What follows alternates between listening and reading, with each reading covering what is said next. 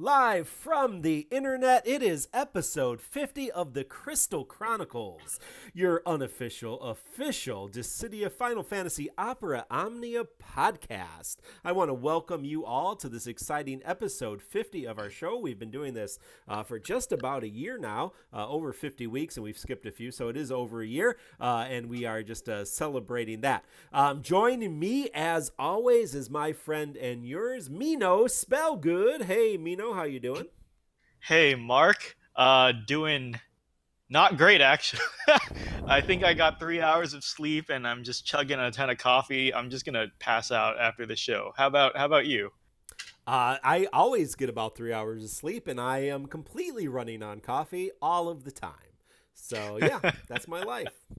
Unfortunately, our good friend and yours, Pierre, cannot be with us. We just want to ask everyone to keep his family in their thoughts or prayers or good vibes. His mother is had to go to the ER, so we want to keep them in our thoughts tonight. But thankfully, Kreese was able to join us, so we welcome Kreese, aka Zerink. How you doing, Kreese? Hello, good evening, everyone. I'm doing okay, I suppose. Nasty storm coming through the area right now, but it seems to have dissipated quite a bit. Yeah, we have that going on here, and we can't figure out whether it's going to be winter or summer. So someday we'll figure that situation out. But for right now, it's just a free for all. Whether it's going to be hot or cold or somewhere in between. So we welcome all of you joining us live on Twitch. We were going to make episode 50 a Q&A, and we have many of your wonderful questions. Unfortunately, we wanted Pierre to be part of that, so we are going to hold off on our Q&A live and also the questions that you've submitted to us for next week. And if you do have any questions, you can join us on our Discord server, and we have a special channel specifically for, and it's episode 50, but I'll change it to the Q&A. If there's any questions you want to ask about us or about the game, we have a whole bunch of good ones. I'm sharing the Discord server link in the Twitch chat right now if you would like to join us. So tonight we are going to, instead of doing Q&A, we're actually going to talk about the content of the game that we all played, Dissidia Final Fantasy Opera Omnia. And so I want to start with some news. And the big news is the Spring Festival, since last time we've met, has been updated several different times. If you look on the little shout out here on April 18th, we have Spring World of Illusion Spring Hunt. So we have our first Eijodas hunts. We have free multi-draws. We have 2 now and 2 next week. Did you guys get anything? Your I free got Power polls? Stones. Yeah, the I free did draws. too. I think I had Yeah. every single one of those 6 characters MLB'd already. So I got Yang 15 CP, and I got somebody else that I already had, right? So I think I got more Power yeah, Stones than that, but yeah, I just was in the 2, same boat as just Mino. All one the each. characters on those banners I have MLB. So we are getting some special login bonuses. Daily mission rewards are going to be ×3, so those are the daily rewards that you log in and get every day. We do have a support item sale, and to make up for our tedious lack of gems this month, because I don't know if you've been keeping track, I certainly have, the gem situation this month is not great. So they have reset the support co-op first meet rewards, which I think is a total of 4,000 or 5,000. Does anybody know off the top of your 4,000 head? gems. 4,000 gems. So that has been reset. So every time you co-op with somebody new, you get a 500 gem gift up to total of 5,000. We've already talked about our, the question mark tokens that have turned into Cactar tokens, and there's also a happy hunting sticker for a limited time you can pick up in the sticker shop. And there is that token shop, the Cactar Conundrum token shop. I definitely used it to get my, about 1,000 gems, but I have not used any of my other Cactuar tokens. I have 37. Have you guys gotten colorful eggs or armor tokens? I'm still not the eggs yet. I got one more armor token to go. Oh, you Uh, you chose armor tokens over eggs. Okay. yeah, I don't know. I don't know It's a either. hell of a grind, and and these eggs are going to expire. I'm probably not playing like optimally. I'm sure everyone knows. I think you make more of your tokens if you get the eggs and then use a tome or the eggs to get and to farm the cactars every day. But Yeah. I don't know. I couldn't be bothered. I decided to what I've done was I first got the gems, then I started splitting it between the armor tokens and the eggs, so that I always had an egg going into next day's Cactuar Conundrum. So at this point, I have all the armor tokens. All I have to do is pick up a couple more eggs, and then I think it's just stones for the rest of it. Shards, I mean. Very nice. We have some issues that were addressed, so I don't know how much we want to talk about this, but we talked a couple weeks ago about the Maria event and the thing that shall not be named, i.e. the glitch, and that has been fixed. So 2 weeks later, the Maria LC spark eyes are no longer bugged, so you have to fight it the old-fashioned way if that's what you're doing. What do you guys think about that situation? Any thoughts, Chris? Oh, go ahead. Sorry. I mean, the timing is peculiar. It came almost immediately after the limited time rewards from Maria dropped, but I'm not one to suspect or be a conspiracy theorist. So, Mino, what's your thoughts? I'm not a conspiracy theorist. I know, right? Mino, what do you think? Place the burden on me, but I guess if we're talking conspiracy theories, well, the one that was floating around our Discord that I don't quite believe is that Square Enix did it on purpose to help the players because they heard about the complaints of the difficulty this month, so they gave us an easy way to do the Maria LC. I don't buy that for a second, by the way. I think people are very generous in their thoughts to Square Enix on that part.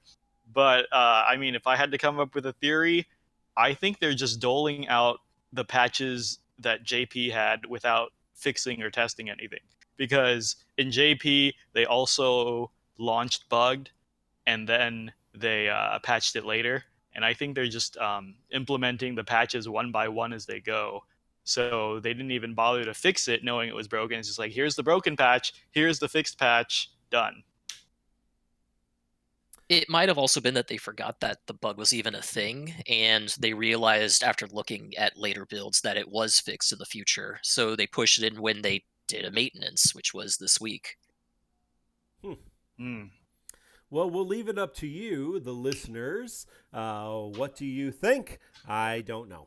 Either way, it's fixed, and I already beat it, so I'm not going to worry about it one way or another. Oh, but I did get a 15 CP Maria bow in one of my ticket throws at these two EXs currently. So I guess I can go back and use Maria with her 15 CP. We do have, thank God, a limited time bundle with Lightning's costumes. I just that's what I buy. So I was glad to finally have something to buy this month. So 9,000 gems and the goddess costume that we all know and love from Final Fantasy 13-2, right? Yeah. 13-2, yeah. So you can get that for whatever it costs in your respective country, and 9,000 gems to boot. We also got a little bit of surprise. We had a character adjustment for a gentleman named Bartz. And Bartz had a few little changes, or what we would call a rework. And that is because we have his EX on one of these Awakening banners. So we already had Bartz's EX or Butz's or Batz's. If you watch the old Final Fantasy V anime, it's Bats and Exodeth. So no, Exodus. Yeah, it's Exodus, the immortal Exodus and Bats. Yeah, it's super stupid. But I love that. I love that anime. That's a good time anime. The Final Fantasy V anime. If you haven't seen it, it's like from the mid 90s, I think. Anyway, so Bart's got his rework. What do we think about it? It turned him from a pretty bad character into a really good character over a maintenance period, it fixed a lot of his problems and made him much more usable. It's kind of crazy. His passives completely changed, so he now passively boosts his attack while after he masters an ability, he masters his abilities in one turn, in one use rather than two.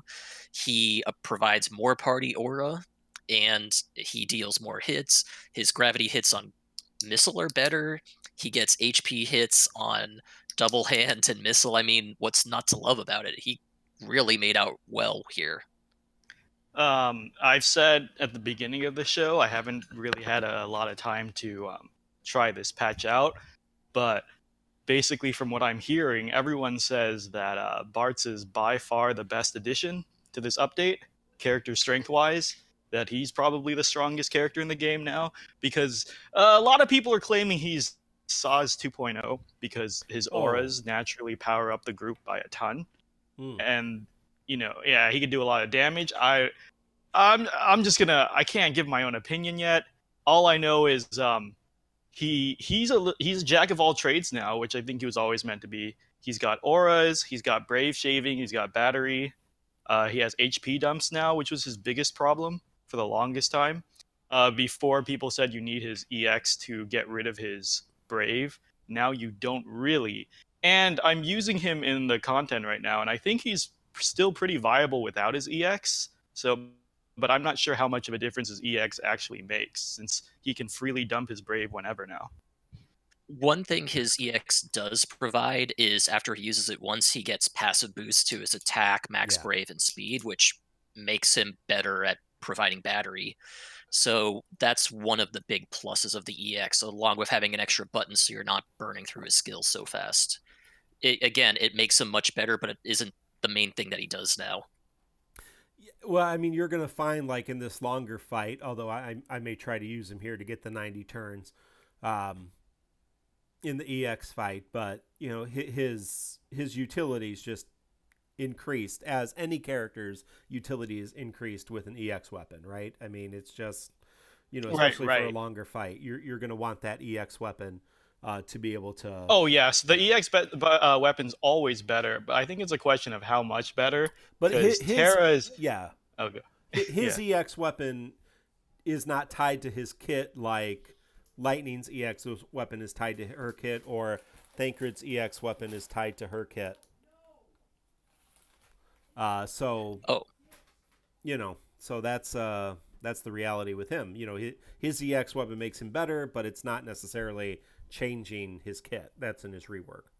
Right. Yeah, and I agree with what Mark said. Basically, what Bartz EX does is it increases his stats, and it makes him be able to stay in combat longer without running out of abilities. And those are great things, but they aren't what you necessarily need for all encounters. It seems like for this current EX we're dealing with right now, ability use is important, so I'm sure the EX makes a huge difference there. But we do encourage people. It was funny because Macnol and I were talking about it during the update was down. We couldn't, you couldn't access the game while they were making the update, which I thought was kind of weird that they waited till the very last minute to do the update, because normally it had been like 24 hours before.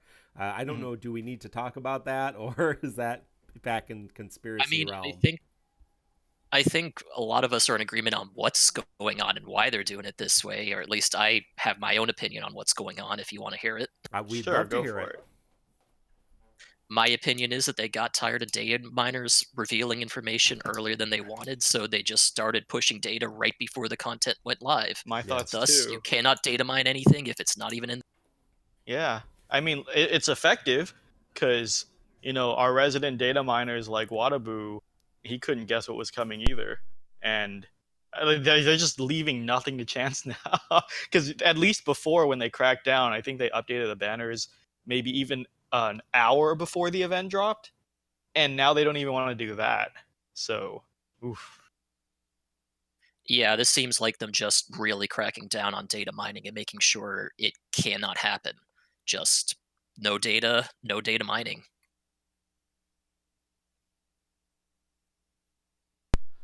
All right. Well, encourage everybody to check out Bartz. But yes, I do have his full 15 and 35 CP MLB, so that was nice to come back through the maintenance and find out that I actually had his weapons. So hopefully you people do too, and all of those who pulled for his EX weapon, I think you're going to be happy with this rework, especially a little early. You'll get to use him a little bit more than you couldn't. So before we talk about the actual content that we haven't talked about here in the last couple weeks, the producer of the game, Jin Fujiwara, actually did 2 interviews this week. He did one with Twinfinite. I've never heard of either of these websites, by the way. Twinfinite, and the other one with Dual Shockers, which sounds more like a dirty magazine than a gaming magazine. But that's what he did. Are these 2 resources that you guys are familiar with? Twinfinite or Dual I've heard Shockers? of Twinfinite before. Okay, I am not. In passing, like they're not big sites, pretty niche sites. So I'm really surprised they got these interviews. Yeah. I'm not familiar with either of the sites either. Yeah. But they sat down with the producer of the game, and we'll link both of those interviews. You can check them out. I thank you for Shara from the official Reddit and the official Reddit Discord for making sure that we had these in front of us, because I wasn't digging through the internet looking for them. Shara found them for us, and so thanks, Shara, for that. A couple things. The Twinfinite interview was a little bit more interesting, but I have at least one thing from the Dual Shocker interview. So a couple things that I just wanted to highlight. They asked him from Twinfinite whether there would be more GL exclusives. And we have been saying, no, there's nothing, we're not going to get GL exclusives anymore. That was just like a one done thing, right? He said, and I quote, "If the fans seem to have liked it, we'll think about doing it again." Mm-hmm. Yeah, I think if I recall right, another thing that came out of that interview was that Beatrix was actually already in the works, and yes, the Japanese developers asked the global side, what do you think global would respond to best if they got it first? And Beatrix was the one they chose. Yeah, so one of the other questions was, why did you choose Beatrix? And he walked through the process of, in Japan we were working on these characters, and we went to the global side and we said, which ones would you like, just like you said, Kreese, and the one they chose was Beatrix. Some conversation I think we had maybe on our Discord that they probably took her kit in Japan and kind of toned it down for us. Was that conversation we were having or somebody else was having? Like why there's not an HP attack after Saint's Cloth, for example, like Agrias has after her I don't ability? remember this convo. Maybe it might have happened in our Discord, but I don't know. Kreese, did I don't remember the conversation either. I miss stuff during the day sometimes, though, so it might have happened at an off time for me. I don't know. Well, we will see. I mean, obviously, she'll be level 70 when she is released in Japan, which still she has not been released in Japan, correct? Right. July is the release date. Right. So she's still far off. So I imagine they're going to be getting a very different Beatrix than we have. Plus level 70, plus EX plus who knows what else in 3 months they're going to have in Japan. Same thing from. Oh, sorry. I think you cut out for me, Mark. Were you in the middle of something? No, can you hear me? Yeah, now I can. Okay, good. No, go ahead. Did I cut you off? No, go ahead. Okay. I was saying about the GL exclusive. Well, the wording they used was, "We'll think about it if it's popular," which means there's nothing in the pipeline now. Yeah. Which means I don't think people should expect any GL exclusives anytime soon. And the whole "we'll think about it" is like PR speak to me about like we don't have anything planned. But also, Square Enix Joshua said it took them a year of planning to get Beatrix in for GL first. And if they're not even working on anything now and it took a year, I don't think anyone should be expecting any more big GL exclusives anytime soon. Because people keep saying, oh, we might get exclusive EXs soon, or like Riku from FF10 GL exclusive. It's like, I don't know. I really, really doubt it. One thing we might see is what they've already been doing is just early Awakening reworks or early EX weapons, but nothing exclusive to us for a while. Right, early stuff, but not exclusive. Oh, they said the Ace costume was also early exclusive for us, but I think it's pretty easy to just release a costume, but not a character or anything like that, guys. I think that's completely different. Japan doesn't have the Ace costume? Nope. Seems weird to me.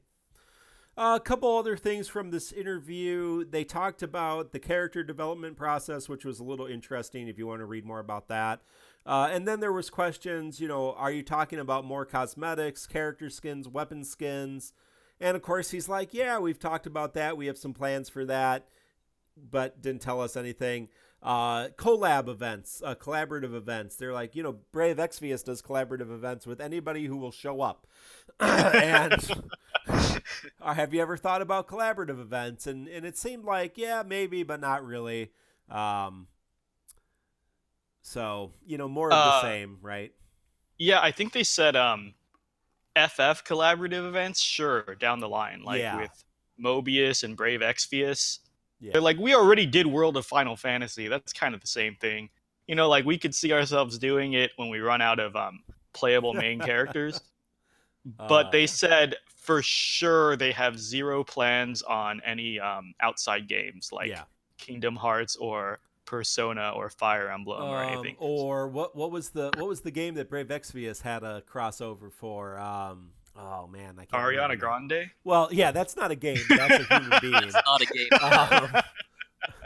No, there was some like shoot 'em up kind of game.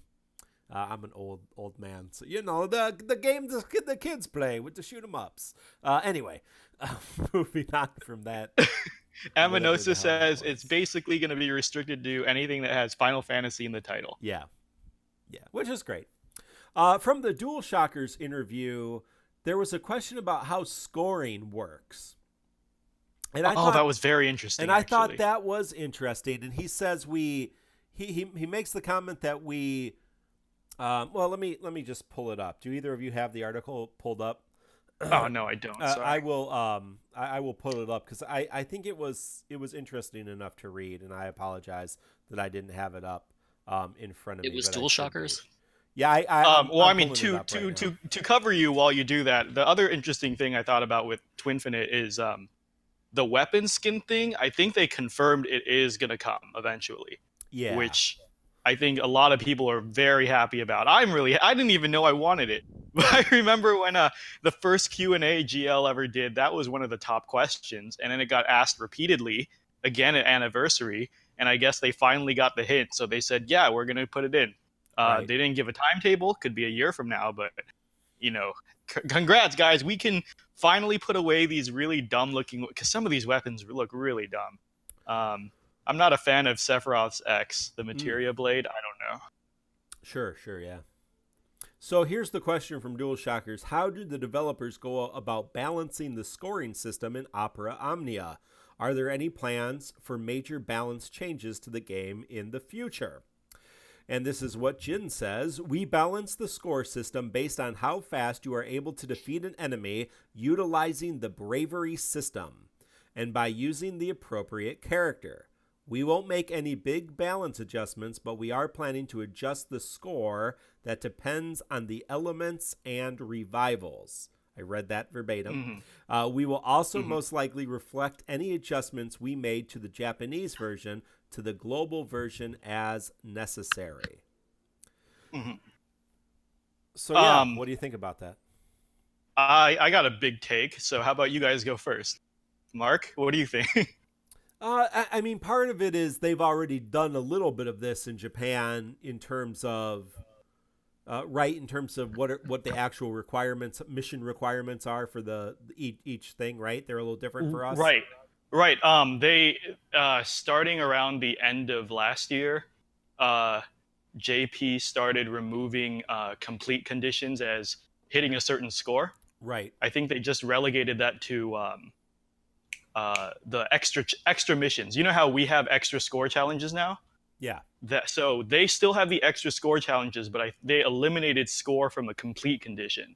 So basically, as long as and they replace it with certain things such as deal a certain amount of damage and elemental weakness, or they still have the take minimal damage to encourage healing. But basically, they've been changing it up so that score isn't tied to the complete, which I think is a good thing, because then you can get your full rewards without worrying about the score. They took away. That's what they did. They took away turn requirements and they took away score from complete, but they still exist as the extra. I do like, Final Fantasy Record Keeper in just the normal content, not really the most hard content, used to have very particular score requirements, which in one sense was kind of annoying. But considering, we're just talking about maybe the most difficult content, it would be nice instead of it was, KO, score, no damage, that kind of stuff. To have a requirements be something like, use a elemental attack or, absorb so much, whatever it is for that particular event, kind of make it around that. It would be interesting, but yeah, I don't know where we're going to go there. So, Kreese, any thoughts? Yeah, Kreese. I'm not really sure. Reading it now, it seems like the language is very vague. Just we're gonna make some changements down the line about score, and it'll involve elements and revivals, but nothing very specific about it. So it sounds like they're being intentionally vague. They don't want to say there's going to be any major changes to get people excited for something that might not be coming. Yeah. I think that, well, first they pretty much confirmed that scoring revolving around turns required to clear is here to stay. I know a lot of people hate it, but honestly, for as long as I can remember playing RPGs and tabletop games, that's always been the measurement for turn-based games. I know a lot of people are used to playing like the normal Final Fantasies where they don't really keep track of your turns or anything, and they say, "Oh well, you should get rewards as long as you clear the fight."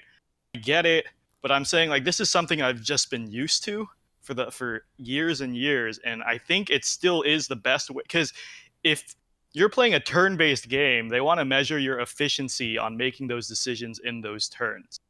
And I think that like all turn-based games measure score like this, and it's sad to say, like you heard it from the producer, it's not going away. Well, there are a lot of turn-based RPGs and also board games and tabletop games that you have to beat the round in this many turns, right? Yes, exactly. That's pretty common. Right, and then a lot of the games I'm playing now, like Imperial Assault or other big ones, is you have there is a score system, and you do score higher completing it in less turns, because it's supposed to be how efficiently can you use your turns. Everyone's given a set amount of turns, how efficiently can you do it. The other stuff though is when they say make changes to elements and revivals, I can only imagine they want to put emphasis on elemental damage, which seems like a direction FFRK went, right? Yeah. Basically, it's easier to make characters useful for a short amount of time if they're hitting certain elements when you bring them. Because right now in DFFOO, I think elements is a weakness, honestly. Because if you're resisted or nullified or absorbed, that character is not seeing that many fights. But if they're trying to push it, so they're like, hey, bring this character to boost your score. Like if elemental weaknesses started working like launchers to amplify the score, and that actually gives them a use. So I think that's pretty okay. But I also think like we might devolve into an FFRK situation where you need to start building teams of elemental damage dealers, which I guess is inevitable once the cast blows up like FFRK does. Like you need them to do something. Like you can have a lightning version of Kryl, and then have another character be like a water version of Kryl, and then an earth version of Kryl. That is exactly what FFRK is. Right. You I know, mean, and Yeah. that way you Oh, have yeah. a cast of 200 plus without Yep. anyone like completely power craft, So you I want, guess. you want a chain limit break for every single element. You want to, you want to imperil every single element. You want to empower every single element. Yeah, no, it's a little crazy. Hey, Right. And then Macnol's on Twitch here, yes. and he says the real problem is not keeping score. The problem is valuing turn count so much for the score. And he continues, because that means quick characters are screwed. For example, Zaz, who is super, super fast and just awakened, does not do the damage, nor does he have the utility to stay around, and he just eats up turns. So I was just doing the EX fight before we started streaming. Mhm. And I was using Zaz, and I couldn't get it under 90 turns. I got 95 in that particular run. Right. And another He was just major getting example turns. is Lightning. She Yeah, was great for a exactly. long time until scores started to matter more, and Yeah. she fell off hard because she was a turn gobbler. She'd Yeah. do decent damage over a large number of turns, but the problem is she took 3 times as many turns as other characters to do that damage. And when she's not synergy, she's going to be doing less damage. It's going to be even worse for her, right? Right. So Macnol makes a great point, and it looks like a lot of people agree with him in chat, and not just in chat. I'm sure the subreddit and everything. There's a lot of players that agree that turn count is counting too much. But I think so. First, Macnol brings up the problem with quick characters, because then it's like quick characters are punished. Right now in JP, what they're doing is quick characters are getting free turns. Yeah, That's how what they're you have to do. balancing it Yep. out, which I think is so they're changing it, and I think it is a better change, because now it's like characters who get multiple turns in a row, like Vayne coming up, or Realm, there, or Noctis, the ones with the guaranteed extra turns, and Elise, which is her big rework. These super super quick characters, every other turn is practically free for them, and that's how they're handling speed now, which Yeah. makes a lot of sense. Speed is no longer I get to do 2-3 turns in front of everyone else. It's I get to do 2-3 turns and it only counts as one, which I think is a good fix and a good concern. It's a good workaround, right? Yeah. And then the other thing here is they're saying Retro Gamer Dad says it makes the characters too samey, which I do agree with, but I mean that's also, if they introduce elements that kind of distinguishes them, it's a cheap way to distinguish them, but it is a way to distinguish them. Because right now you're gonna have the top 5 to 8 characters you're gonna use over and over. If you split the elementals, you have more incentive to pull for different characters and use them, I guess. I don't know how I feel about the change, but it is something that works with a big. And the finally is they said they're going to rework revives. That can only mean they're going to reduce the penalty for reviving right now, because as everyone who's seen the score formula knows, a revive, I think it chunks your score as much as a full launch or an overkill does. It cancels a full launch or an overkill, and because of that, people don't want to use characters like Rosa or Aerith, whose gimmick is to revive characters. That whole aspect of the game is just ignored. So if they mitigate the penalty to that, it'll actually incentivize people to use healers. So, I mean, these are good changes to moving forward, in my opinion. I don't know how you guys feel about it. Yeah, it It is. depends on how they're implemented, in my opinion. I have to see how it'll turn out, because everything I've heard from Japan is that elements are becoming such a big deal that anyone who is elemental is pretty much useless of the event after they're introduced, because the next boss is either resists or immunes that element, and then you have to switch to a new character. So characters are only getting a 2-week window to shine, and that's it right now there. You're completely right. It does depend exactly on how they implement it. All right. So, one more article, and I could not find it, so I don't know how to source it. So I apologize, but it was on Reddit. I didn't dream it. I did read it. I just couldn't find it. Maybe it was deleted. I don't know. But there is a Reddit. It was probably deleted because the user was bashed pretty bad, I think. But anyway, there was a Reddit user who made an argument on Reddit that the content wasn't too hard, that basically the players are just bad at playing the game. Whoa, I never saw this. Oh yeah. I Oh, remember yeah. reading this post. I remember this post. Oh, someone has to find it for me. That must have gotten taken down immediately because I check the sub every It was morning. up for a day or two. I'm looking for it right. Yeah, I couldn't find it when I went back to look for it to put in the outline, but the idea was that we were in some sense he's making a decent point. In another sense, it's just went off a little harsh. You know, his basic argument was the general player base was used to just nuking bosses, and the recent bosses have taken a little bit more strategy where you have to think about when you're going to get broken and if you're going to get broken, and you need to use the gimmicks, and you know, you need to think about paralyzing things, or you need to think about stopping them, all that kind of stuff. Yeah, and it was pulled by someone who had all of the EX weapons, right? Oh, of course, of course. That's why I have some opinions about that too. Yeah, I think it got downvoted to hell or pulled because I can't find it anymore. But so I mean, regardless. But I remember what you were saying, Mark, and what I remember reading is the person was basically saying that it's our fault that we can't complete content because we're not able to think about how to design a team appropriately to tackle it in a way that does not require us to have super synergy characters to win. That was basically the gist of it that I got. He might have not meant it that way, that harshly, but a lot of people took it that way, and I took it that way too. He's basically saying, we're bad. It's our fault that we can't complete these fights with what we have. I mean, my counter to that is, so we always mention Macnil, who puts up those threads every event.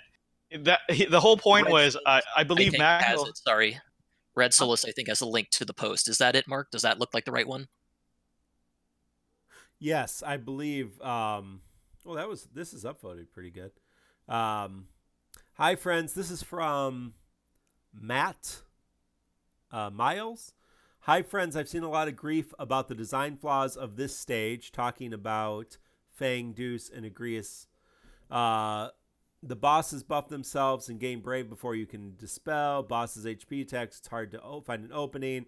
RNG, bad turn order, completely screw over, otherwise good run. For all the flaws with this stage, I do believe that some of it can be attributed to the fact that the stage actually emphasizes building your strategy around the boss's gimmick. I've seen it compared to Lena EX days, and that, in my opinion, is simply not true. The stage is definitely difficult, but some things being called RNG can actually be attributed to misplaying and not reading the fight effectively. RNG was how the turtle in the beginning of the Heretic a few weeks ago could get 2 turns and kill someone, but this fight contains no randomness of this caliber. This fight does, however, require an understanding of the mechanics of play and a way to effectively deal with them. This may be an unpopular opinion, but Fang, Deuce, and Agrias EXs are regarded as difficult because they actually force you to interact with the boss mechanics. Yeah. Oh, so in his defense, that was a lot less rude than I thought when you guys brought it up. Yeah. I agree. So, yeah, I agree. But also, I mean, as a counter to that, so I was saying Macnil makes these events for this very purpose because he wanted to find out how biased these events actually were. And for a lot of them, like Deuce, there was actually a ton of different clear varieties. And it's been like that for Fang, everything. The only one, it started getting a little tighter even more recently with Agrias EX. I believe there was only, I think it was, you either had to have Agrias or Thancred was the other one. Like every clear had one of those two. Yeah. And 95% of the clears had Agrias with an Agrias friend. So, I mean, like that event, if you check out Macnil's thread, has very, very little variation. And the same with the Heretics. Yeah. The Heretics all had one Eiko at least, or Thancred EX. And moving forward, I guarantee you this one's going to look the same because early reports so far is if you have synergy, it's a breeze. If you don't have synergy, good luck. And I think so far there's only been one non-synergy team that is got the score requirement for the expert. But I do think it's tightening. I don't think he can say it's an isolated incident, because I want to say there's a lot of people contributing to these threads. Maybe not. Maybe that's a confirmation bias, but I feel like when you put out a call to the internet and our community, there are going to be all those players who want to try. We have a bunch in our server. Amaterasu and Aerolai always try with really funky team compositions. So I want to believe that if it was very lenient, we would see a lot of clears on these threads. But for sure, these last 3 events have been really tight on it. Yeah. Yeah, I think it's just how tight some of the mechanics have been on these fights, and the fact that some of these bosses are so fast that we're starting to shift back into a phase where we need fast characters again, and it's starting to become evident with Ferris being synergy in the Agrias X event. If you don't have someone to buff her speed, she's not going to be able to debuff the bosses after they power themselves up before they kill someone. Sorry, Red Solus and Watabu corrected me in chat. For Agrias, you either have Agrias or you have Ferris. You have to have a synergy character. Well, going back now with these Awaken characters, it might be a little different, which I wanted to address, because Kreese was saying before the show that for the last month or so, he's been having difficulty clearing the content. And what was it? Agrias, I think, was giving him a lot of trouble. The story is, Agrias EX, I was able to get a gem revive clear the night it released. After that, I was not even able to make that good progress. I never got to a place where I even thought a gem revive would be sufficient to clear it again, let alone get the complete. After getting Bartz Rework Awaken and getting Lillicet's weapons and awakening her, I was able to go back, do it with a team of Bartz, Lillicet, and Garnet, and get the complete. Right. So I wanted to say, as I mentioned before, that you guys shouldn't, I don't think you should panic yet if you can't clear the event on release. In fact, I think that's almost a design, as in, like, they make it seem really hard, so you want to pull for those synergy characters for the easy clear. But then before the event expires, they always release something that makes the event a little easier. For Deuce, I think one of the Agrias releases made it even easier. One of the LCs that came out with Maria or something. I know some character got an awakening, helped a lot. And now with Agrias, a lot of these awakened characters can really help. And it's almost strategic. Like, I almost feel like actually, I don't know. I don't know how well they know the game to actually place Bartz here on purpose for Agrias's EX, the awakened Bartz, but it seems like there's always something down the line. Even with Lena EX, people use Sid and Waka to go back to have an easier time. There's always something that comes up, so I don't think you should panic about the difficulty until the tail end of the event. I also want to touch on something Watabu just said in chat. There is no longer a valid point. I think we will no longer have batches of awakenings, and most reworks will be tied to events. I actually think that part of the reason Square Enix is bringing awakening reworks slowly forward for us is so they get us adjusted to a rate of awakening reworks of about 2 a month, spread out across the month. So I think that's going to be the thing, and they're going to do like micro events or just micro things for those character reworks, something attached to them that won't be the typical events.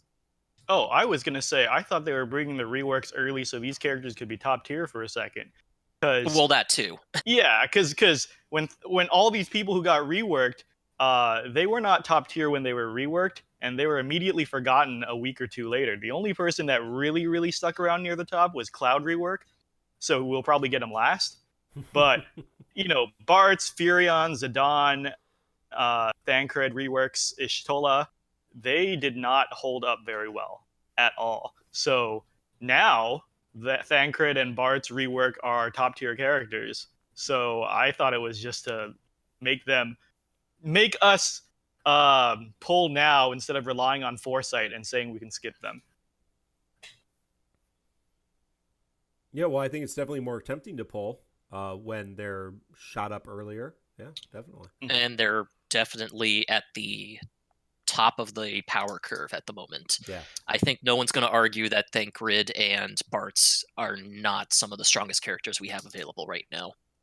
Yeah, Wadabu and Red Solus wanted to correct me and say Furion did actually last a while after his rework. Oh yeah, Furion plus Lena, he batteries so much from healing, I'm not surprised. Well, let's talk a little. We've already been talking about some of the events. We have not gotten together since Agrias. I forgot about that. I forgot about that because in the Agrias. community, Agrias EX was such a nightmare, and I think a lot of people really, really hated this event. I have Agrias and Ferris, so it was easy. Got tons of score. You bastard! It was great. I spent 20,000. I spent 20,000 gems to get her kit, so I did spend some of my gems. But I pulled her EX on a ticket. So, Retro Gamer Dad's asking, who is your third, Mark? let me see if I can go back and find Agrias EX fight. What was the score requirement? No, that's Mischievous Black Mage. I've been using Agrias quite a while. Knight's Honor. Yeah, she's pretty good. Do we remember what the high score was? Yeah, 190. Knight's Honor. That sounds about right. Knight's Honor EX. I have a score in front of me here of 223,000 using Agrias, Kate Sith, Ferris, Lael, Bahamut. Lael friend Bahamut. So this was the hardest event for me personally in my DFFOO history. This is the first time I had to, because I couldn't pull Agrias, and I forgot who some of the other were. I luckily I had Ferris, but this is the first time I had to go on Macnul's thread and watch somebody else clear to put together a team comp to get the complete myself, because usually I'll just bash my head against it until I eventually do it. This one broke me. I could not figure out how to do it because it was a little counterintuitive. I think I ran Kate Sith, Ferris, and Lael, and the problem was they buff up. You think Ferris dispels and debuffs, so you use her as a dispeller, right? But she's so slow, and they get so much brave in a turn, and they'll kill you if you don't shave all of that brave right away. So it took me a while to wrap my head around that. You don't need to get rid of all the buffs. You only need to get rid of defense. And you can do that if you throw on 2 debuffs. So Lael was actually my debuffer. yeah. He was able to knock the defense down, and Ferris's water dance would just break them, do over 20k damage in a hit and break them. Once I got my head around that, and then a ton of optimization later with an Agrias friend and when to summon and everything, I finally got it. But wow, this was definitely the hardest fight for me, way harder than Deuce. Yeah, well, Currently, I think, for me, oh, Deuce and Agrias are sitting at about the same difficulty for me. I didn't get the max score completion bonuses for Deuce, though I did complete the event, and I still have not gotten the score completion bonus for Agrias, though it looks possible at the moment for me to do it. Yeah, I feel like this fight depended a lot on Agrias Paralyze and Agrias Silence. And you know. Oh, yeah, I want to say that. I mean, there was some talk that it relied on a certain amount of RNG because they wanted you to land an RNG Paralyze because they're weak to paralysis, which we're going to take as meaning double the chance to get a paralysis. That's why a lot of people ran Cloud. And Yes. even with double chance Cloud paralysis, it's still 70% chance, still luck reliant on how many paralyzes got it. And I believe a lot of people who cleared said they got very key paralyses off. So I thought that was kind of bullshit to design a fight around RNG status effects, but Especially whatever. when Agrias has such a low chance to paralyze on her own. It's 15% with her 35 CP and fully awakened. Yeah. So I don't care. It's done. It's out of the way. I don't have to Yeah, deal with it anymore. the high score, Agrias, Deuce, Ico, Agrias, Deuce, Lael, Agrias, Selfie, Ramza. Those are all over 300,000. Red Oh, Solus Amarant's says doing good. The high Red score. Solus says, was Agrias EX harder for you than Lena EX? Yes, because Lena EX, once I pulled my own Lena, it was a walk in the park. Like, I caught the score so easy, and I did it in one shot once I had my own Lena. Here, well, I could imagine bringing Agrias and still not being a walk in the park. You would still have to strategize a decent Yes. amount. I can't Yeah. say because I didn't pull her, but I'll agree with what Mino's saying.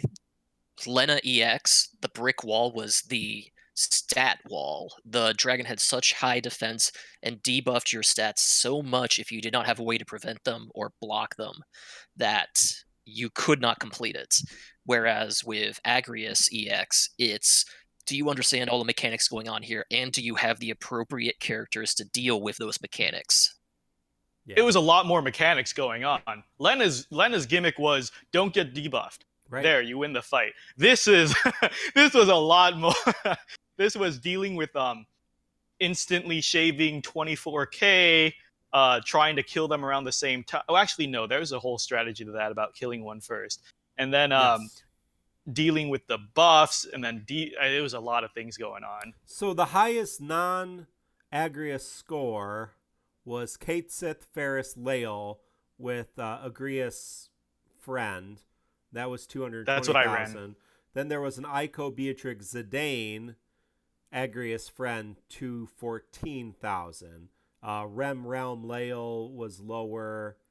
Trying to think. Ico Rem Lael, Kate Sith Deuce Titus, Ico Beatrix Titus for some non-Agrias runs. Rem Lael, basically launch, right?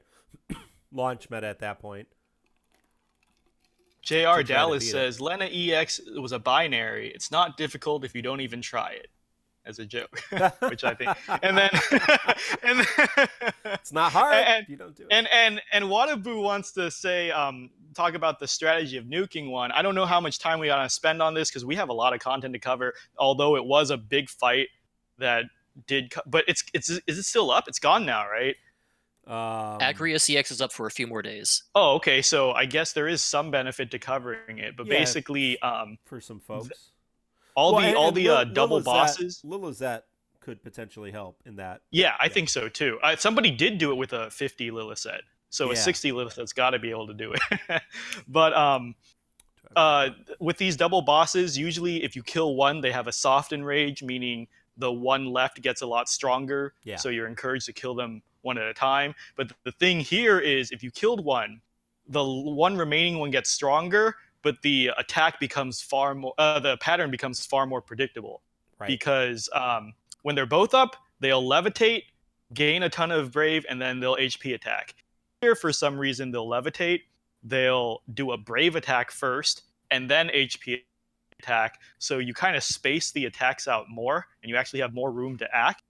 Strangely enough. So it was a failed implementation of a soft enrage. So a lot of people did say burn one down to make the fight more predictable. Yep. Yeah, it's not a bad strategy. Well, that brings us to our next event, which is Palom Lost Chapter. The mischievous black mage Palom, our friend. And he got This was a weird EX fight. Do we want to talk about Palom? Do either of you have him? I pulled his. So I buffed him completely. I awakened him completely because I had orbs. I'm like, whatever. I had the crystals. I'm like, whatever. I didn't have any weapons for him. I ended up getting a 35 CP. I don't have it limit broke at all. And I thought he's a pretty fun character to play with, actually. I mean, I agree. I always liked his mechanics.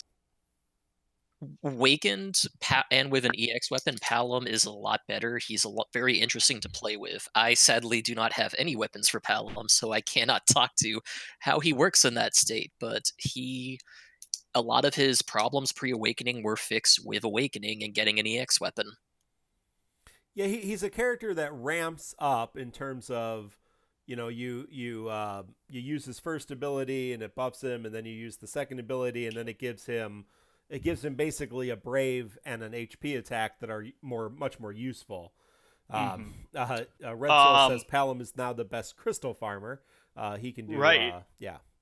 he does do splash damage with his And his ability. splash damage gets better every time he uses Mysidia's Ice Correct. Crystal, up to 100% with Great Mysidia Ice Crystal. And supposedly it's the fastest animation for an AoE Brave plus HP. So people like to use him to farm. Oh yeah, faster than Setzer? Yeah, faster than Setzer. So fast. And and because more damage too, because it works like Squall, where he does 100% to one target, and then 50% to the side ones, and it gets stronger. 80, last one's like 100% AoE. I'm gonna go in and check that out for myself. Yeah, his animation seems to be a little faster than Garnet's, except he has the advantage where it's a splash attack rather than an AoE attack. So if you're farming books and you want to get the most out of your books, he's supposed to be the go-to guy for a while, until, say, Kuja, Golbez, Renoa, one of them. I think Kuja Awakening will put his stats high enough that he can solo one-shot every wave, maybe? I'm not sure. Oh, wow. That is super fast. Right? It's so fast. He definitely outs Squall for sure. At least right now. Mine I do not have artifacts, and so he was not able to kill the second wave completely. You got to bring him with aura characters. You got to bring him with characters that have the attack and max brave aura characters you use. Oh, maybe Bartz. Oh, yeah, he did kill the third wave, no problem. Lillicet might work okay with him, because once he uses Mysidia Ice Crystal once, his speed should get above Lillicet's. That is funny. Maybe. You'll have to test that. Oh, yeah, she actually she has an aura now that gives speed, so that might not be true anymore. Oh, a JP player is telling me that Palom was a farmer up till fall last year, easily. Oh, so... Wow. Like, I mean, that's why I said he's super useful. The problem is this is the only time to get his gear. And I don't think it comes back up much in the future. Not like he's not synergy for events or anything really. No, we'll probably see his 15 and 35 appear on weekly banners in a couple of months, but that's probably all we'll see for the right. But it's just such a niche usage. Like if you really, really, really best farmer in the game, and I'm gonna tell you that with a selfie in the party, my fully awakened Palom with no weapons except for I think he's carrying around a 2LB 15 CP Shantado weapon is able to one-shot all the waves. So he does not need his weapons to do that. No, Final Character 7 says he's synergy on Porum, so that's the next time we can expect to see him, which would be September-ish. Yeah, that's going to be a while. Huh. Interesting. Yeah, I only have his 35 CP, but yeah, again, his weapons are nice, obviously, but they're not. They don't change his mechanic. There's a lot going on in his awakening. I don't know. I don't know how much. Now there was some talk about people using him in this current EX. I don't know how much people are going to get out of him for the long term. Obviously, if you have any ice, I brought some crazy setups to this. Into this LC because I was playing around with it quite a bit. But he has ice weakness. He's got longevity. It is what it is. So the level 100.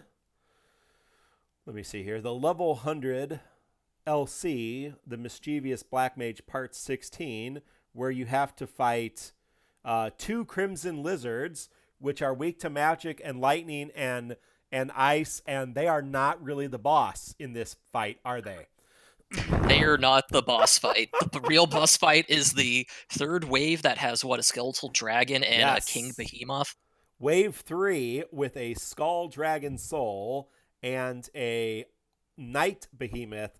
That is the real boss battle. And if you were not prepared going into it like I was, you thought, what on earth is happening? Because I I'm not going luckily to have heard a word of warning anything. going into my blind attempt, so I used a lot of abilities there to get through it. I went in with my Palom run. My Palom run sadly did not make full score requirement, which I think is 190 or was Yes. 190. Yeah, I don't quote me. I brought. I'm not sure. I haven't gotten the full score requirement yet. I did a blind run and I did a Palom carry run. I haven't gone back to get the score yet. I brought Beatrix and Agrias with Palom and Lael, and I was able to get 176 in 60 turns. But then I brought Ash, Beatrix, and Agrias, and I got well over 220,000. So I love that. I love that that team. Ash, Agrias, and Beatrix. I like the synergy going on there. Oh yeah, if you have not been using Beatrix because Thunder has been resisted for a couple of events now, or you haven't had a good chance to take her out and use her, she's great for Palom EX. Is it the Behemoth that's weak to lightning as well, so she can work there too? The Behemoth is weak to lightning. The Skull Dragon is weak to holy and ice, and of course the lizards are weak to lightning. Yeah, so she does help with the lightning, but I think I mostly did thunder slashes on the Skull Dragon. Oh, you have to, because it can generate a ton of brave. I also think I brought Ferris for my first attempt because I just kept cannon firing whenever they buffed so that I could actually shave when I needed to. Yeah. Because the other thing to note for the middle waves is that the Skull Dragon and the Behemoth both can buff themselves with magic or physical damage resist. Yes. And they'll do that periodically, which could be a pain in the butt if you don't have a Dispeller. It certainly can. Well, that's the previous events. As of last night, just a little over, not even 24 hours ago, 23 and a half hours ago, we received an awakening wave, and we received an event, and the event is titled something. I'll pull it up here in a second. I'm in my LCs. The event is entitled the event is Destinies at Odds, which is a level 50 co-op, a level 100 co-op, a level 100 solo expert, and a level 120 solo expert EX. So 2 co-ops with a store, and the token shop's got all kinds of goodies. It's got power token, power stone, gems, tickets, tons of shards for every color. So it's a nice token shop. There are a lot of yellow and red high shards, especially because so many characters got awakened this wave of those colors. So keep that in mind. Yeah. More yellow and red. I'm not sure that I am going to grind this co-op enough to get all these rewards. Do you have any, Kreese, do you have any priorities in terms of what you're going to go after in this token shop, or do you think you're going to grind the co-op and get all the rewards? I'm going to get all the limited rewards. I'll get all the shards. I'll get all of the power stones, power tokens. I've already gotten all the tickets and gems out of there and all the armor tokens. I usually goes for those first because they're cheaper in lower quantities, and then I work into the high shards and the more expensive things, the power tokens and power stones. Again, the nasty thing is that I think we've already mentioned this a little bit, the co-op is not the easiest to grind if you don't have super synergy for it. Yep. And when I say super synergy, I mean the best synergy characters that came out of the Awakening, such as Saz, Lightning, Lillicet, or Bartz. Yeah. I believe someone asked earlier in chat, and yeah, the rumor is grinding the 50 the intermediate co-op is better than the expert one. Expert one takes about 4 times as long. If you run a book and you run intermediate, it's much faster, much easier, and there's no chance of a wipe like there is on expert. I think I'm gonna try to go for everything just because it was just last week we were complaining about dead game, no content. Yep. This is a lot. This is a lot to do. So Yeah, you this know, co-op I'm will not. last us for a week just because of how much stuff there is to grind out of it. And I would say if you are planning to run a book, try to see if there are people running the 50 at the same time you are. And if there are, it seems like you're getting co-op runs pretty fast, then open the book. Otherwise, doing the level 100 isn't that bad if you can get a synergy team going for it. It'll be slower, but you will get more rewards for each individual run.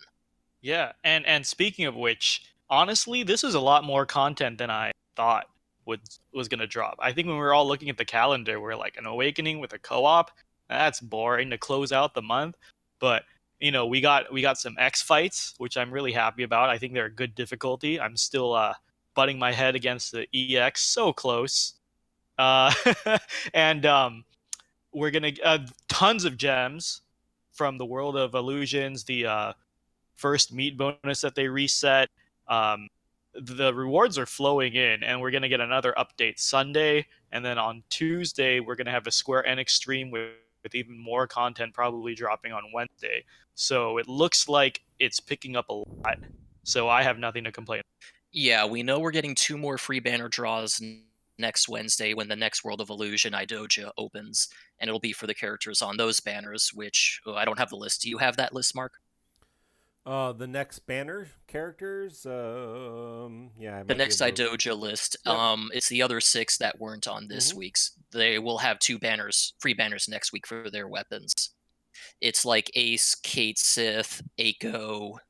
I don't remember the other. I have it. It is Warrior of Light, Tidus, Vaughn, Aiko, Ace, Kate Sith. So there you go. You'll have a banner draw for each of those characters next Wednesday. And KK Bob is asking in chat, when does Lock drop? We do not know. We don't know. They have not announced yet. We might get it next Wednesday. We might not get it for another 2 weeks. We might get it on Sunday. Who knows? We might get Do we the Emperor with Japan. We may just get it launched at the same time. So that'd be fun. So speaking of this awakening wave, we covered Bartz, I think, pretty well, so we Yeah. don't have to do it again, right? No. He's super strong. He's good at everything. He is the best character of this awakening wave who was not awakened in this wave. Yes. What about the other 6 spazzes? What are there? Anything? I think we should just skim over it quick for because a lot of people have been saying this, and I think this is the best way to put it is these are the leftovers. These are the guys that they didn't know what to do with. So they're just like, screw it. These are the last ones. Please just take them. We'll do better on the LCs coming up. So we'll go through them really quick. For example, let's go with Saw's. His buff now hits the whole party instead of 2 people, which is wonderful. Yeah. It's a great buff. It's the biggest generic attack buff you can get in the game now, 70%. Nobody can top that. So that's something.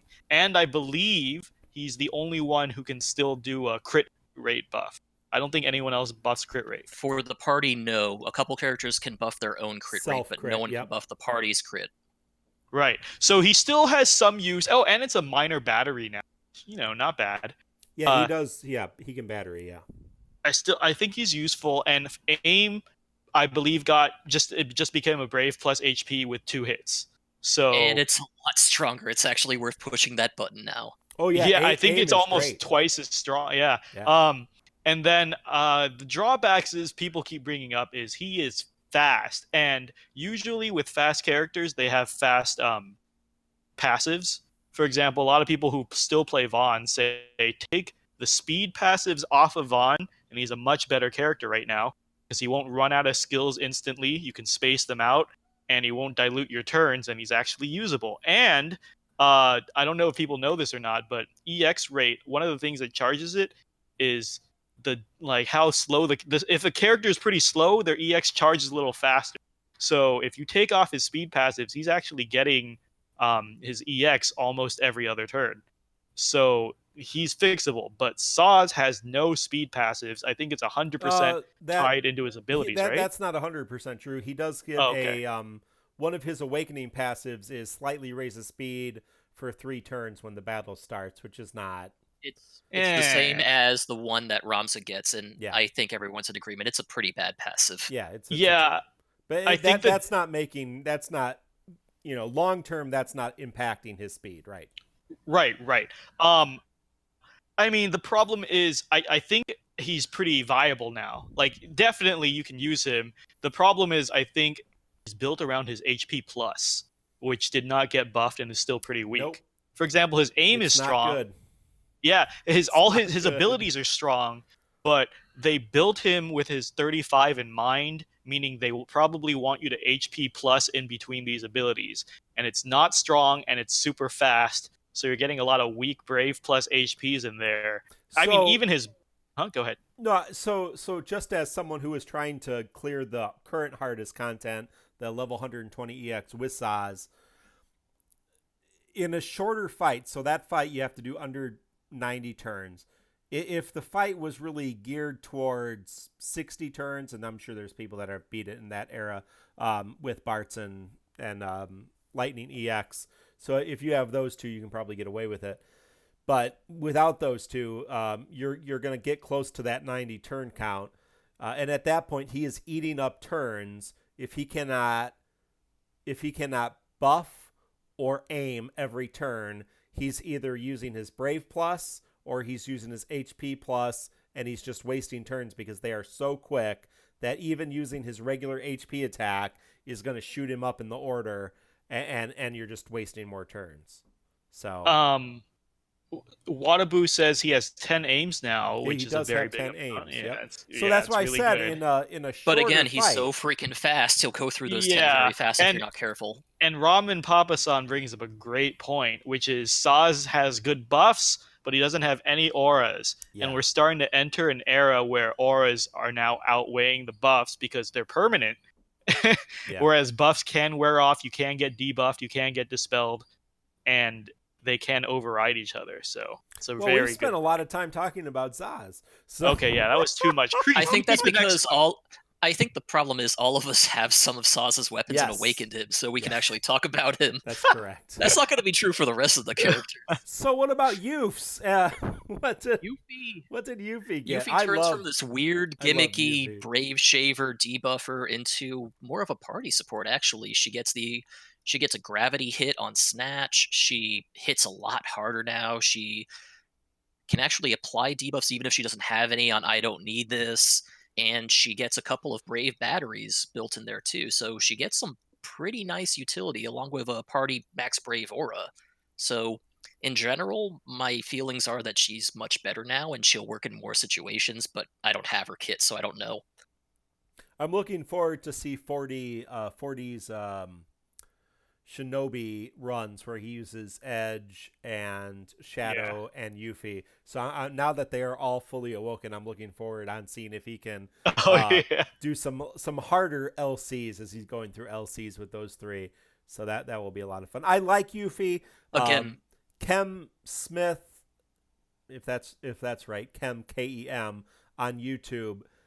It has been famous for doing Yuffie runs of hard content, especially content where you fight a boss who has a good debuff and you can keep it for a while and then throw it on the final boss, like the Marlboro. So I will say that Yuffie is actually one of the best right now at pushing buffs off of enemies with I Don't Need This, because she applies 4 debuffs, even if she doesn't have any debuffs of her own to transfer to the enemies. Right. So she can almost completely clear them if she needs to without actually dispelling. Right, because she has a lot of utility.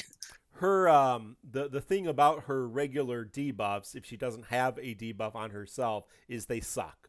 Right? they're not very good. Her base debuffs aren't very good, but there's many of them, and they just get rid of annoying buffs if you have to do it. So I mean, you're not necessarily throwing the debuffs on for the debuffs themselves, but to put off buffs the boss has.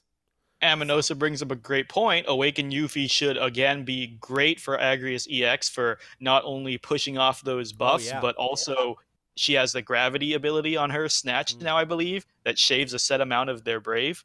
Yeah, it's 50% of the enemy's brave, and then it's also a 300% potency 2-hit attack. So Right. So I it mean, hits hard strong. along with stealing brave. Yeah. Yeah, and then I think Arolai said that her auras are really, really good. Her awakening passives. I haven't looked at it yet, but she's saying, Yuffie Moderately gets raises 20% it. Oh, go max ahead. brave. Yeah. mm, Oh yeah. No, 20% max brave to yeah. the party as an aura for Yuffie. So That's she nice. provides something of about what you would expect for this type of offensive supporty character. Yeah. mhm. Very nice. That brings us to our final red, and that would be Cypher. Cypher still sucks. Can we? No, Cypher doesn't suck. He just is. He's still niche. He is now the AOE king, is what I would like to say. He gets a lot of passives that buff his attack and max brave. He gets a special unique frame buff that further raises his attack and max brave, makes it easier for him to apply his debuff so he can do even more damage. And he's like Seymour, where he takes weakness exploit if the enemy is debuffed. He is also unique right now in that he's the only one who has AoE, HP, and Brave Plus versions of his attacks. Yes. So he can do AoE damage forever if he needs to. Which is Yeah, nice. I mean, I imagine if you stack debuff, because he's the AoE Seymour, right? He does way more damage if you stack debuffs on the enemy. Yeah, enemies need to be debuffed, right? So I mean, He doesn't apply many debuffs on his own, but he can apply some. yeah, I'm sure he has potential. Again, I only have a few copies of each of his weapons, and I'm low on reds, so I have not had a chance to awaken him. I will believe that when I start seeing him in runs. Maybe. Who knows? You know what? People are gonna prove you wrong. I hope so. Arolai I and hope so. Yeah. and Dekrith, I really hope to see them do the odd, because I know when Dekrith was doing Cypher runs when Cypher first came out. Yeah. Hopefully he keeps at it.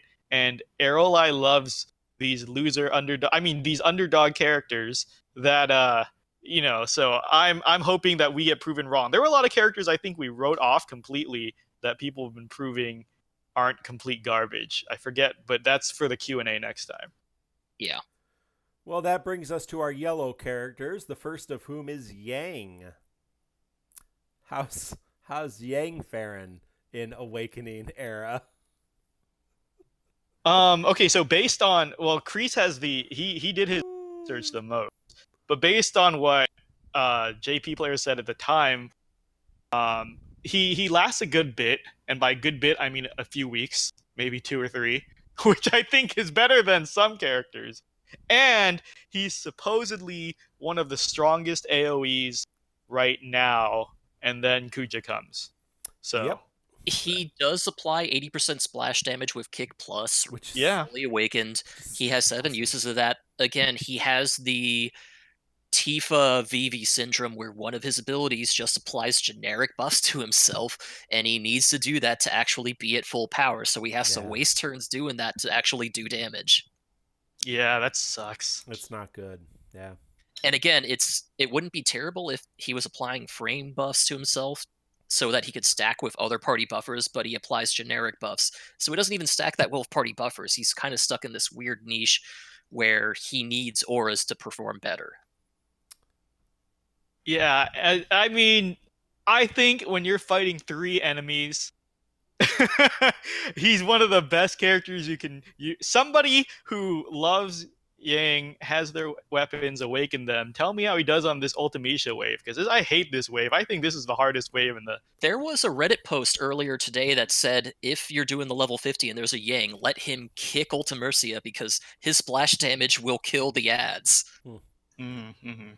That is in co-op. So And the ghost, he too. does damage. He does quite a bit of damage with Yeah, that. I think he'd be really good in this EX because there's so many waves of 3. Actually, every wave but Kai's has 3, right?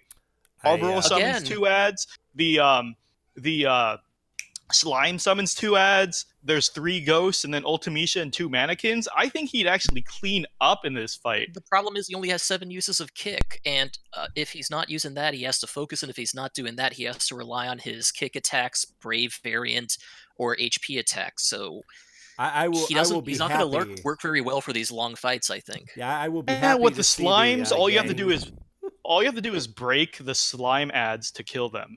So he could just do regular kicks. That I don't know. You could probably make it work. Somebody do this. Somebody, let's put out a bounty. Macnol, put out a bounty. We'll be looking at the Macnol video guide for sure. So our next character is Raijin. You were right the first time. He is the loser of this awakening wave. The only good thing I can say about him is that he gets a party attack aura. Yes, that's 20%. about it. Nice. Good job. You know, people Raijin, like to say Cater's the big meme of this game, but I think Raijin gives her a good run for her money.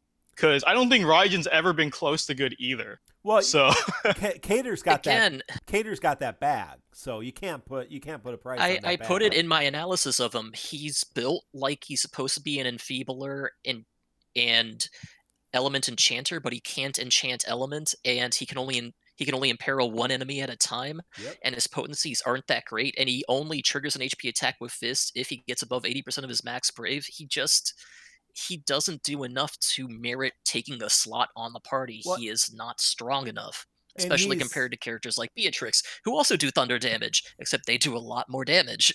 Okay, so the big question is, one by one, Mark, better or worse than Cater? Is Raijin worse than Cater? Or better? Yeah, your opinion? Or you probably don't have enough experience with him, right? Well, he when you have a character who does everything he does and 10 times more in Garnet, it's just, it's ridiculous. At least Cater can half dodge. Come on. Yeah, no, at least Cater has a unique kit that's worthless. Raijin. She you got a point. You got a point there. She is a unique character that's not very good. Raijin is just like if characters were stars and not like in this game we have star ratings, rarity ratings for weapons. So if characters in this game were rated, he would be like the 1-star version of Garnet. I was gonna right because he. So that's a clear worse than Cater rating from you, right, Mark? Oh yeah, he's garbage. All right, how about you, Kreese? He's Raijin bad, but I still think he's better than Cater. What's your reasoning here? He provides some party utility. He provides a party aura. He can give that imperil thunder, so if you bring other thunder element characters, they will benefit. So he has some advantages. Cater is bad.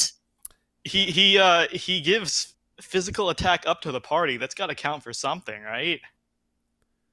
I don't know. I'll maybe put asking if Fujin and Raijin are just celebrated by element and otherwise the same. No, Fujin chants wind to the whole party along with imperiling wind, along with providing a pretty nice speed buff, which is pretty rare. It's her and Penelo only. Yeah. So Fujin, she's not good on her own, but she can make wind imperil teams work. Yeah, she's an interesting character. I think she's kind of cool. I think people used her for the Maria LC clear. I think she's pretty cool. Well, that Raijin just kind of makes it part of the way there, but doesn't make it across the finish line. I think he's the character they forgot. I think they literally forgot he was in the game until they were like, who did we not awaken yet? Sorry, Mark. Go ahead. No, I'm just saying. Yeah, that's what they're thinking. So our final yellow is Lilizette. And what does Lilizette get? More party aura, slightly improved benefits to her abilities, but really she was a good character to begin with. All she needed to do was get to level 60, and people would have taken her along again. And in fact, people were using her to complete Agrias X before she was awakened. So her awakening, she didn't really need a lot. She got some niceties, like now she can Brave Battery with Brave Attack Plus. Her battery's better with Sensual Dance. She batteries with Whirling Edge now. But again, these are like niceties. They're nothing stellar in the awakening department, but she didn't need much either. Yeah, I think she's like Kreese said, she got pretty minimal upgrades, but that's all she needed. I think she's gonna find a spot on my AoE team. I have an AoE team that I clear all trash nodes with. Right now it's Realm, Setzer, and Garnet. And they just spam AoEs and they'll kill all trash nodes and Story and LC or whatever. It's super easy. I love that. That's why I love Realm too. Like, she's actually been serving me as an AoE trash clearer. But I think Lilizette's going to take one of those spots because her aura and she doesn't need to Brave Shave for her AoE. It's just a battery, right? Sap's also correct. great. Sap's also amazing. I'll never not love Sap. Have you had a chance to use her, Mark? I have. I brought her in. I have used her in this current mix of content. I liked Lilizette before. I have her full kit. But yeah, I'm not sure that she's the best in this particular EX fight, just because she doesn't give you. You really need kind of a defense down to take advantage of these bosses' terrible stuff. It's not that they're doing damage to you; it's that you need to kill them faster. So, you know, and I don't have good artifacts for her either. Maybe if I had her full artifact kit, that would be a little bit better. But I think that's something worth saying is that Lilizette, she turns from a good into a great character if you have good artifacts for her, which I don't yet, and it sounds like Mark's not there yet either. No, I got it. That's my one perfect character. Realm and Lilizette, I have perfect. And by perfect, I mean her, so doing the Destinies at Odds Expert, the level 100. I brought. Let's see, the first time I brought Zaz, Bartz, and Lightning, and got 150,000. Not good enough. Then I brought Agrias, Bartz, and Lilizette, got 213,000, so just missed it. So then I brought Selfie, Lilizette, and Bartz, and got 218,000. So I did use her in that content, Lilizette. But I think I'll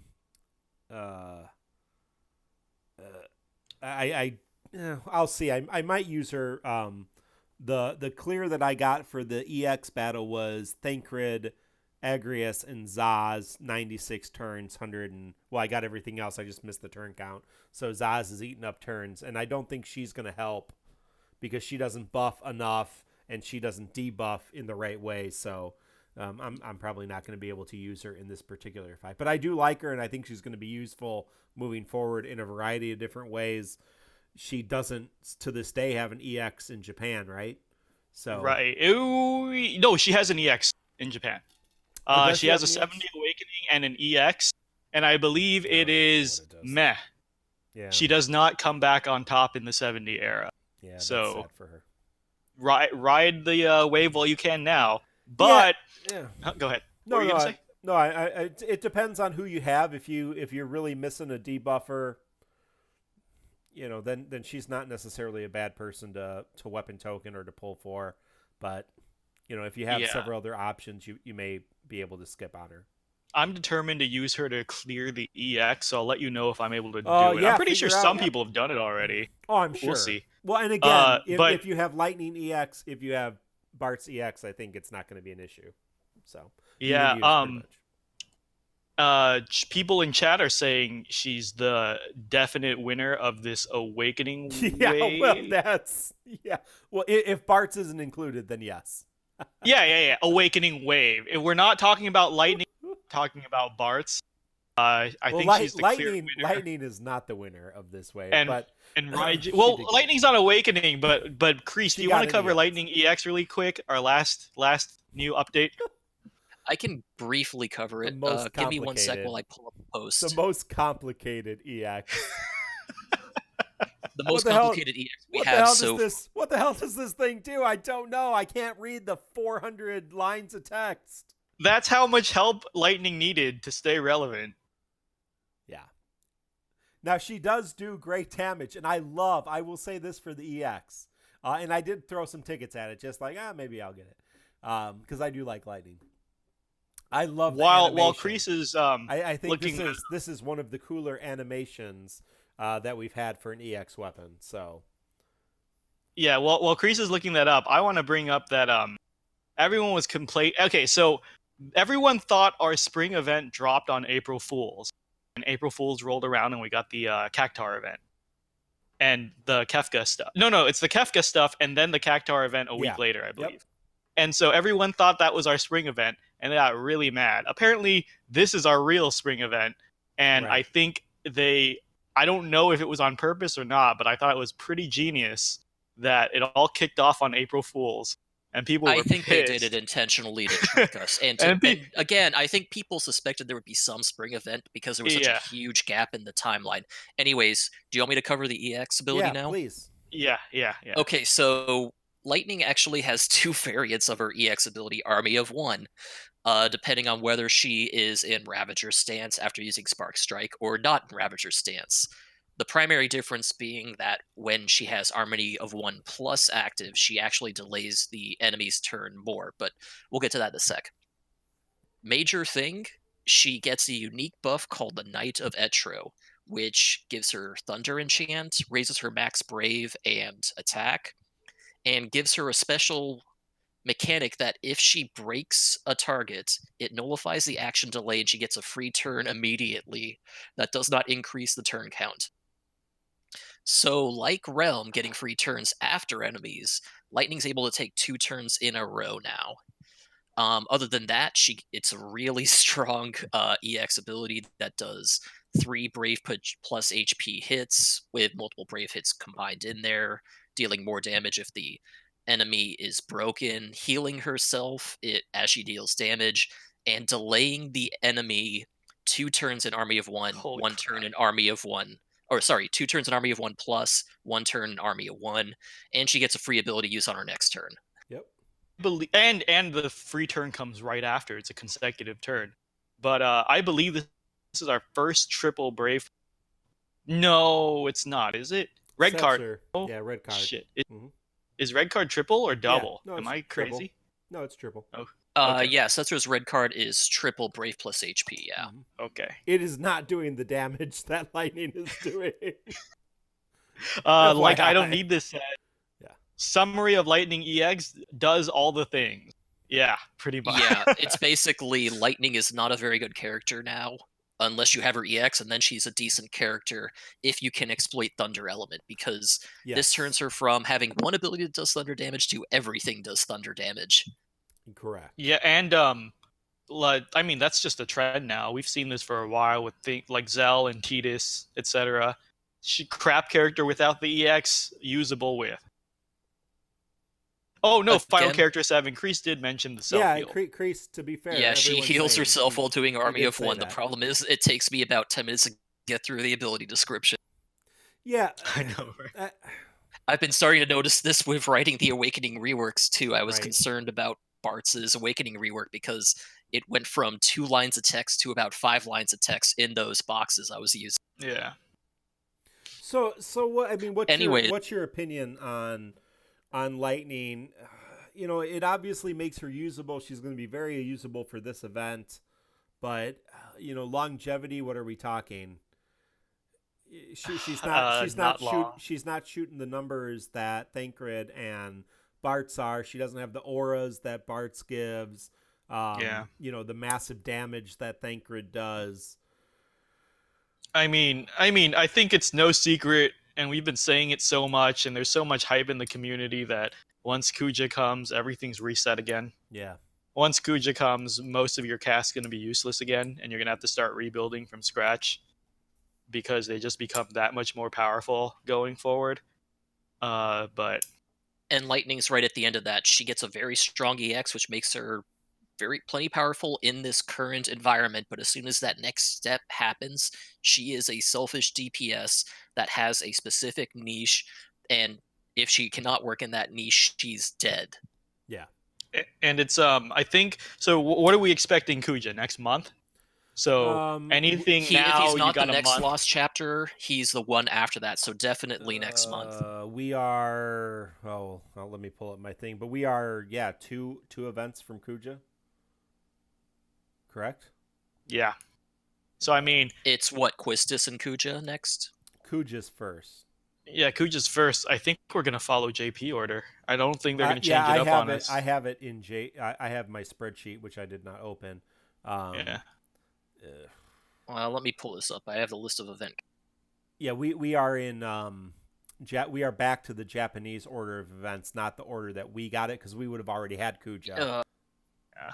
A lot of Okay, people don't. in Japanese order, Kuja is the next lost chapter, which means we will probably get them Sunday. late April, early May. Yeah.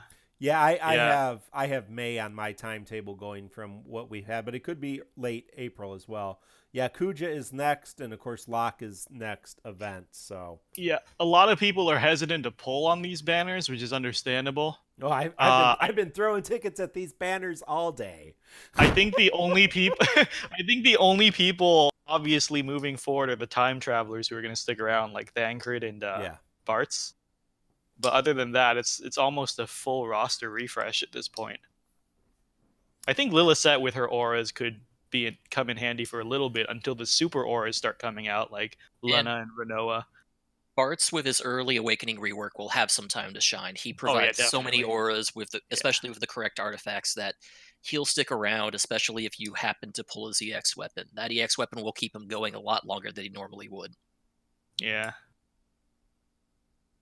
All right. Well, we talked a little bit about the battle, which none of us have beaten the level 120, and I told you kind of how I approached it. It's been just over 24 hours since it launched, so we'll talk a little bit about it next week.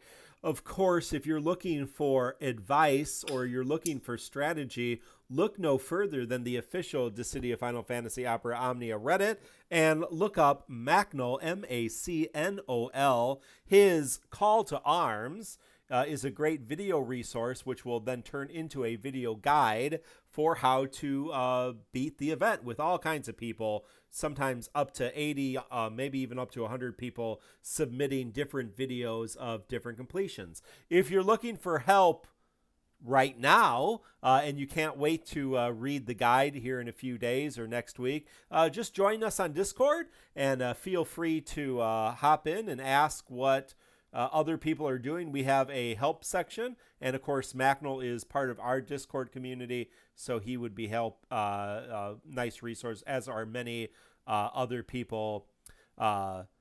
Amaterasu is part of our community, and of course he's always doing crazy runs. We have a lot of other people who are doing great runs, doing great stuff, who are in that era too. So just feel free to jump in. I'm trying to get the link. I would also mention that Discord. Macnol started releasing his video compilations before he posts the compilation thread on the subreddit. So Yes. if you go to the call to arms thread, he has a link there for how he's compiling as the runs come in. So you don't have to wait for him to post the final post on the subreddit to see what people are doing and find the compiling of the videos. You can go there early. Yeah, so God of Cloud is asking, is Kuja pretty good without his EX? No. With Kuja, we are entering the era of you need the EX to make the character good. So Yeah, a couple of examples, just as like Watabu says, with Kuja's EX, he will always have full stacks to do the plus versions of his abilities. Without that, you're going to have to use build-up time a lot in between the skills. Waste ability charges to do build-up. Same with Golbez. Golbez's EX gives him Dark Imperil. All his attacks are Dark Element. So with the Dark Imperil, he's able to do insane damage. Without it, just expect to go. So, I mean, at this point, it's going to become one of those games where basically, like, did you get the EX? Good, you have that character. If you didn't, not a very usable character. Sorry. Yeah. Not all the characters coming in the next few months will have EX weapons. For example, Barrett's probably going to be coming next month, and he doesn't come with an EX, but he comes with very strong auras, so he will be usable for a little while. But the pattern going forward is that new characters will come with EXs that are mandatory. Yeah. But there are a few exceptions. Freya will be coming in Arc 2, Chapter 3. She does not have an EX and is very usable. Lulu too, yeah. Lulu, who's not great, but Lulu does not have an EX. Barrett does not have an EX. Fran does not have an EX. They do fall off faster than the people with rough. EX. Yeah, like Elfenod and Aphmo. Yeah, that's rough. Characters that are considered the strongest at this upcoming era in Japan, Renoa, Golbez, Kuja, they are all EX dependent. Yes. Heavily. heavily. Like, So, you might as well be playing Lightning without the EX right now if you're going to pull any of those without the EX. Yeah, do not bring lightning to this current content. Blessing in disguise, we got the pity rate. Japan Yes. didn't have this until second anniversary, so at least it's a little more lenient for us. Right. We'll talk about the pros and cons of the pity rate next time, I guess. That would be good. Anything else, gentlemen? Just upcoming content. The only thing we know is coming in the next week is Spring Hunt Part 2 on Wednesday. As we already mentioned, there will be free banners associated with the characters that the Eijodas are present for when that drops. Other than that, we do not know what's coming. We keep talking about Locke being the next character event, but we do not know when that is coming. It might come soon, it might come later. So just keep your eyes peeled.